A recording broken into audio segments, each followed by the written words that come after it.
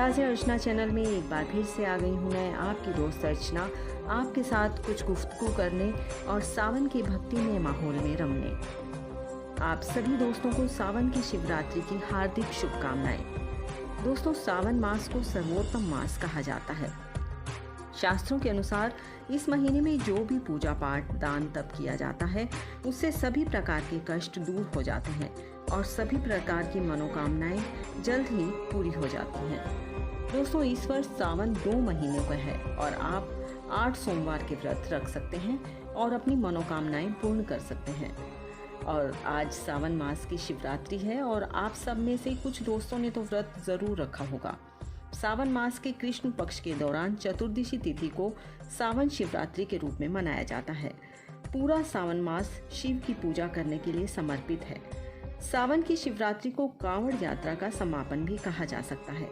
कांवड़ यात्रा में श्रद्धालु भक्त हरिद्वार व गोमुख से अपनी यात्रा आरंभ करते हैं तथा अपने निवास स्थान अपने साथ लाए गए पवित्र गंगा जल से वह विशेषकर शिवरात्रि के दिन मंदिरों में शिवलिंग का जलाभिषेक करते हैं।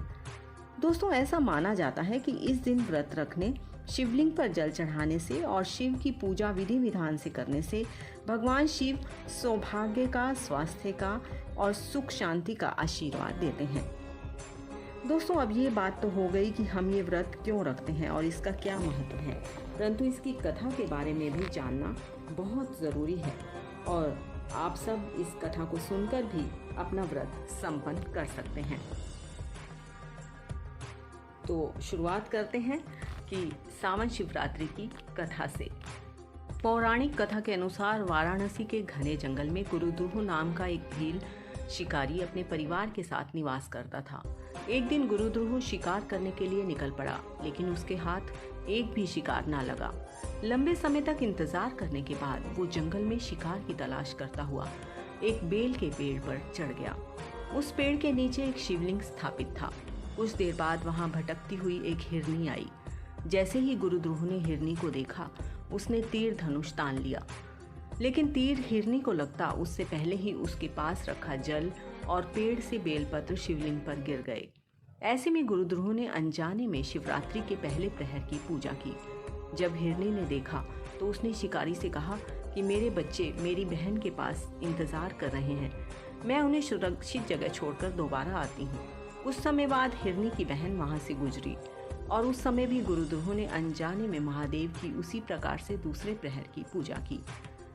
हिरनी की बहन ने भी वही दुहाई देते हुए वापस आने का वादा किया। दोनों हिरनियों को खोजता हुआ वहां तीसरे पहर में हिरन पहुंचा। इस बार ऐसी घटना घटित हुई और शिवरात्रि के तीसरे पहर की भी पूजा शिकारी ने अनजाने में ही कर ली। हिरन ने भी बच्चों की दुहाई देते हुए कुछ समय बाद आने का वादा किया। 3 पहर बीतने के बाद तीनों हिरन हिरनी वादे के मुताबिक शिकारी के पास वापस लौट आए, लेकिन इस बीच भूख से कलपते हुए पेड़ से बेलपत्र तोड़ते वो नीचे शिवलिंग पर डालने लगा और इस तरह चौथे पहर की भी पूजा हो गई। चारों पहर भूखा प्यासा रहते हुए और अनजाने में भगवान की पूजा करके गुरुद्रुह के सभी पाप धुल गए।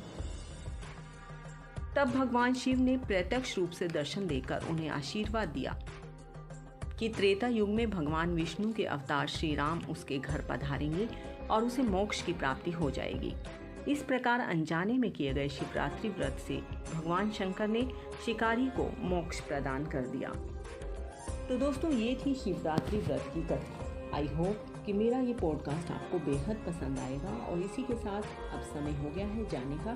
तो दोस्तों, आप इसी तरह मुझे सपोर्ट करते रहिए, लाइक, शेयर, सब्सक्राइब और कमेंट्स के साथ। मिलते हैं अगली बार अगले पॉडकास्ट के साथ।